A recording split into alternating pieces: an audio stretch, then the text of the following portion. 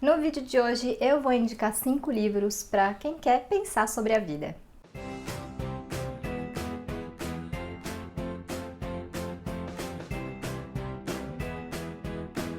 Eu não sei vocês, mas eu sou uma pessoa que adora pensar sobre a vida, sobre o porquê da nossa existência, qual o nosso propósito, qual o sentido de tudo isso, enfim.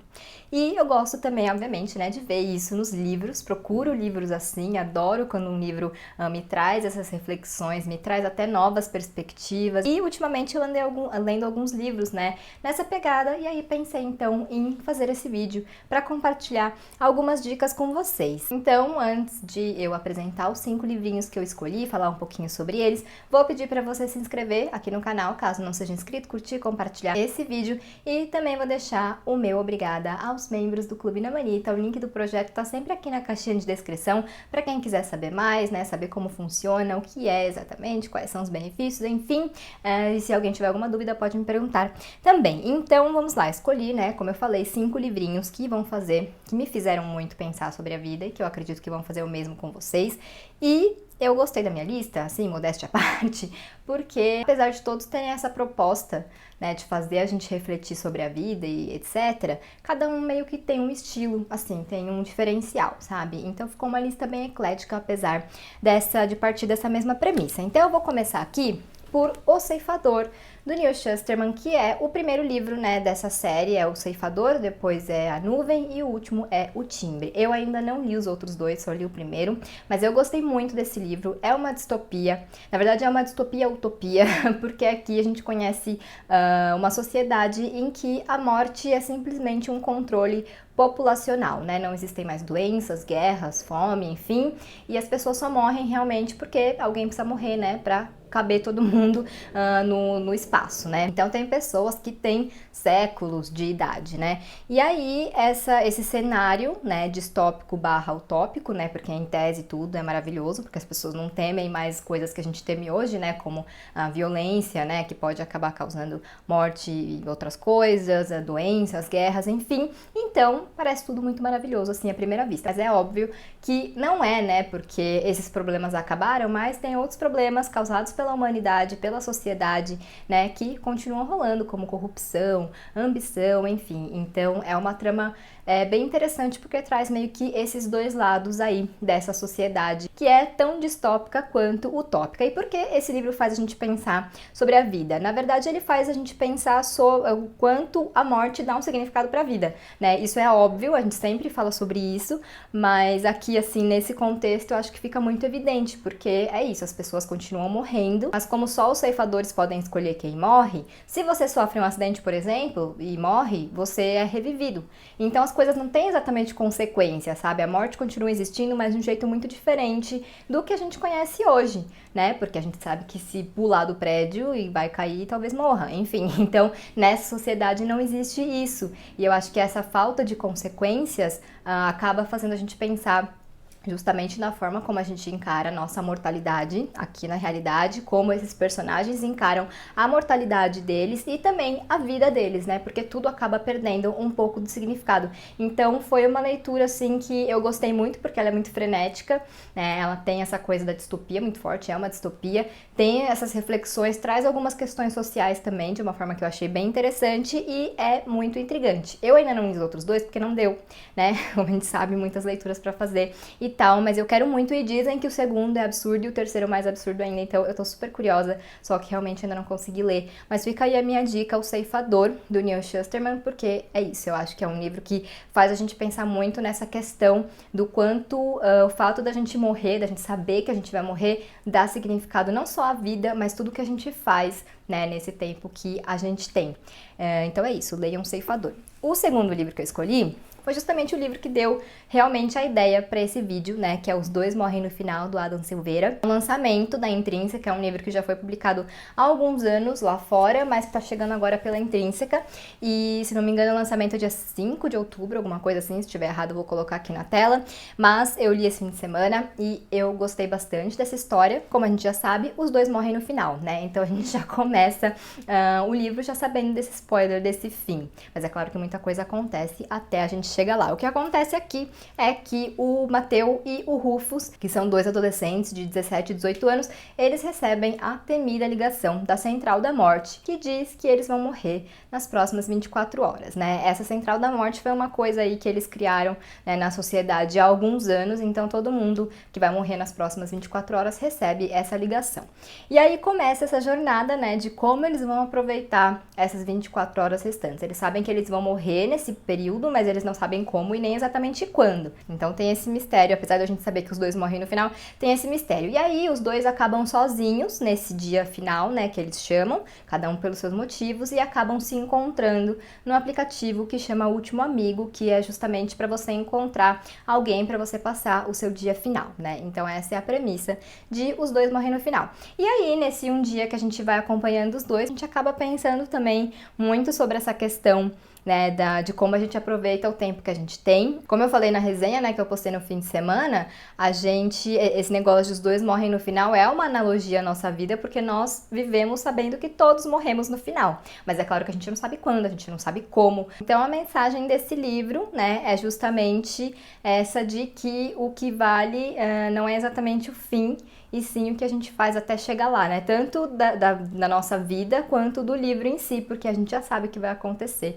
mas a gente não sabe tudo que a gente vai acompanhar até chegar nesse final em que os dois morrem, né? Então foi um livro que me fez pensar bastante também, me emocionou, porque, né, enfim, a gente vai acompanhando nesse longo dia. No caso do Mateu, ele tá fazendo coisas que ele queria ter feito antes, né, mas ele não sabia que ele ia viver uma vida, né, tão curta. E no caso do Rufus, ele também vai tentando se redimir de coisas que ele fez e que não gostaria de ter feito. Então eles são dois personagens bem diferentes, assim, mas que de alguma forma se completam e trazem essas várias reflexões pra gente, reflexões que eu acho que cabem na vida de qualquer pessoa. Então já fica aí essa indicação, dia 5 ou 4 de outubro, não sei, vai estar disponível já. O outro livro que eu li recentemente, que tem totalmente essa pegada, é A Biblioteca da Meia-Noite, que foi o livro da tag de julho, e esse aqui também sai em outubro, eu não vou lembrar a data agora, eu coloco aqui embaixo pra vocês. Essa edição é da tag e vai ser publicado pela Bertrand Brasil, a capa também tá linda, brilha no escuro. Aqui a gente vai conhecer a Nora Seed. Ela tem 35 anos e ela chegou num ponto da vida em que ela não vê motivos para a existência dela. E aí ela conhece a Biblioteca da Meia-Noite, que eu não vou explicar exatamente o que é, porque para quem não lê sinopse e tal, vai ser surpreendido pelo real significado da Biblioteca da Meia-Noite. E aí na Biblioteca da Meia-Noite, ela consegue visitar outras vidas dela, né? Vidas em que ela tomou decisões diferentes dessa vida raiz que a gente está acompanhando ali no começo. Então é uma história que explora muito o e se, né? Que é uma pergunta que todo mundo se faz em algum momento da vida, né? E se eu tivesse feito tal coisa? E se eu não tivesse feito tal coisa? Então explora muito isso, que é uma coisa, uma premissa, assim, na verdade, muito explorada na literatura, mas que eu acho que esse livro conseguiu trazer de uma forma diferente, porque pra mim, assim, ele mostrou muito como a gente romantiza, né? Todas as coisas que a gente não fez na vida, que a gente não foi, enfim, a gente fica muito preso nesse inevitável e se, né, e focando muito no lado positivo do que a gente imagina que poderia ter acontecido. E na verdade a gente sabe que tudo tem um lado positivo e um lado negativo, né? Mas às vezes eu acho que a gente esquece um pouco disso quando a gente pensa em possíveis arrependimentos e frustrações, ou só dúvidas mesmo, que teria acontecido se eu tivesse feito tal coisa, e esquece que, né, tudo tem um ônus também. Então foi um livro que me fez pensar muito isso, e como eu falei no vídeo de lidos do mês, quando eu li esse livro aqui, foi um livro que ele tem gatilho de suicídio e depressão, mas ele tem uma mensagem muito positiva, assim. Quando eu terminei, o meu desejo era de viver a minha vida, e assim, não os e se, né, eu meio que pensei, bom, então já que eu já não tomei, ou tomei X decisões, eu não quero mais saber desses caminhos que eu não percorri, quero saber do que eu tenho à frente, né, como eu falei, é inevitável a gente pensar no e se, enfim, até são coisas que a gente pensa e que a gente pode usar no futuro em próximas escolhas, tá, eu acho super válido a gente refletir sobre isso também, mas a gente não pode realmente romantizar, né, essas coisas, fantasiar, assim, uma coisa que não aconteceu e não vai acontecer, tá? Então eu acho que esse livro é muito sobre isso e me fez pensar muito sobre a vida. É um livro muito reflexivo, muito existencial, ele é um pouco mais denso nesse sentido do que Os Dois Morrem no Final e O Ceifador. Eu realmente amei, assim, eu terminei esse livro com um sentimento muito bom. Então fica aqui mais uma recomendação. Próximo livro é o Recursão, do Blake Crouch. que é uma ficção científica, né? Mas como eu sempre falo sobre o Blake Crouch, ele tem uma coisa assim que as histórias dele, eu só li esse, Matéria Escura, mas esses dois livros partem da ficção científica, mas eles têm meio que um ritmo de thriller e tal, misturam outros gêneros, outros elementos de uma maneira que eu acho simplesmente perfeita.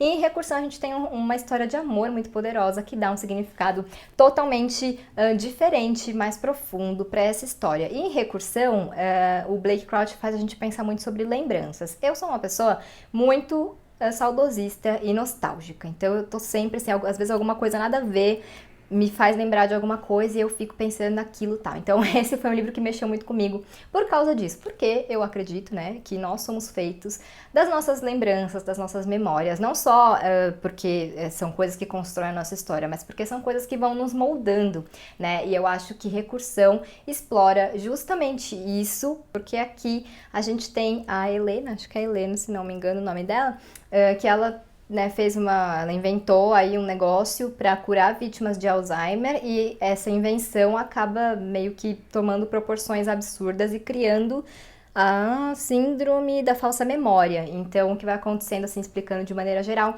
é que as pessoas vão tendo suas memórias substituídas, né? E eu entrei em pânico pensando nisso, porque falei, gente, minhas memórias, né, são tudo pra mim. Então, imagina um dia eu acordar e eu nem saber que uma memória super preciosa que eu tinha existiu, né, e que ela foi substituída. Então isso me deixou, assim, alucinada, de um jeito bom, tá? E me fez pensar muito sobre essa questão da vida e principalmente, né, do que eu falei, das lembranças. Então é um livro que eu acho também que faz a gente refletir demais e, como eu falei no começo do vídeo, cada um tem uma proposta e esse aqui vai mais para esse lado da ficção científica e tal, com esse ritmo frenético de thriller e etc, e com essa história de amor poderosa.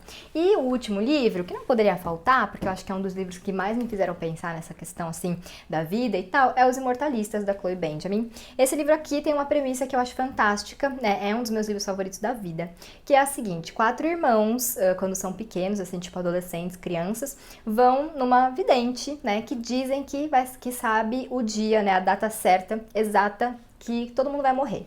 Então, eles são novinhos lá e eles vão lá, e aí a mulher fala para cada um deles a data que cada um vai morrer, e desde esse momento eles vivem com essa previsão, né, que obviamente não vou dizer se concretiza ou não, a história do livro, né, acompanha justamente isso, mostra justamente como essa previsão, que eles não sabiam se era real ou não, né, determinou a vida deles de certa forma. E aí vem um questionamento que eu também tive em Os Dois Morrem no Final, que é, se a gente soubesse, né, se a gente pudesse saber o dia em que a gente vai morrer, como isso afetaria a nossa vida, né? Como isso influenciaria a nossa jornada, né? As coisas que a gente faz e tal. Até se o fato da gente saber o dia que a gente vai morrer, caso seja verdade, né? Se isso mesmo, se esse próprio fato de saber influencia no fato de que a gente vai morrer, entendeu? Foi isso que eu fiquei pensando durante esse livro.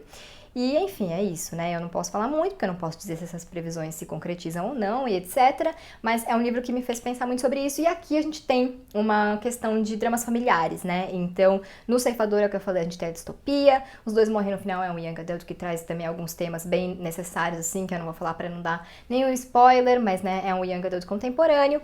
E no Biblioteca da Meia-Noite é muito existencial. Aí a gente tem essa pegada mais sci-fi com recursão. E aqui a gente tem os dramas familiares. Então, é um livro que eu também recomendo demais, que tem essa premissa super instigante, né, da gente pensar, né, eu fiquei pensando como eu me sentiria se alguém me dissesse, olha, você vai morrer tal dia, né, de tal mês, de tal ano, né, se eu ia conseguir esquecer disso e viver normalmente, se eu ia lembrar disso, se isso ia ditar a minha vida de alguma maneira, as coisas que eu faço ou deixo de fazer, enfim, se isso ia influenciar, né, na minha jornada, no meu tempo, em como eu aproveito o meu tempo aqui. Então, esses foram 5 livros que eu escolhi. Se vocês já leram, me contem aí nos comentários e me contem também se eles deixaram vocês com essas reflexões ou outras reflexões. Me indiquem livros que vocês acham que, né, fazem a gente pensar sobre a vida e essas questões que eu trouxe aqui nesse vídeo, e também me conta, terceira coisa, juro, última, se vocês ficaram com vontade de fazer essas leituras. Então eu vou ficando por aqui.